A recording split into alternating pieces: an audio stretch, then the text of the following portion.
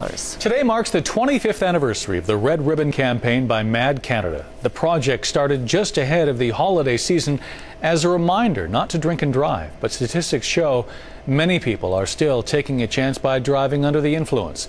And as CTV's Rajiv Deer shows you now, judges hope to change that. Adrian Halpert hits the pavement several times a week. 4 years ago, the 27-year-old wasn't sure he'd ever run again. So all it is luck. On the night of October 12, 2008, Halpert, a designated driver, was T-boned by a drunk driver. Being the DD and getting hit by a drunk driver just kind of was really unsettling to me. Even worse than the recovery, he says, waiting for the offending driver to be punished. In Manitoba, anyone caught with a blood alcohol level over 0.08 or who refuses to give a breath sample could be fined, get a minimum 1-year driving suspension or jail time for repeat offenders, unless a person can potentially escape a jail sentence if what they have done is truly rehabilitated by demonstrating they have an alcohol problem and they are doing something about it that is significant and that the court recognizes it. But that could change. In July, a provincial court judge ruled a first-time offender was so drunk 4 times over the legal limit that he didn't have to hit anyone to get a 14-day jail sentence. In his ruling, Judge Ray Wyant stated, "I am sending a message and a warning. The gloves are coming off. Driving a car while impaired is like holding a loaded gun. If you choose to drink and drive, even for the first time, you now run the risk of losing your job and your liberty."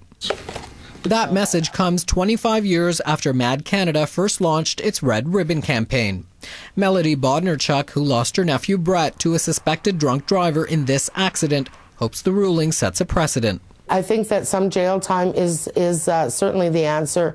I think that there needs to be some punishment for the crime committed. Simmons says although jail time is a deterrent, awareness is still key.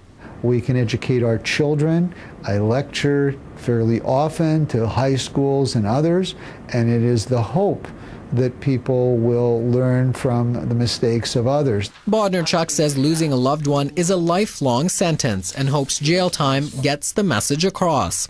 These people are being killed, maimed, injured. Some of them survive for life with horrid injuries, being dragged for a mile, you know. The gloves are coming off, but we need to maybe punch a little harder. The offending driver in Halpert's case got 2 years. Nothing, he says, compared to the lifetime of knowing how close he came to dying.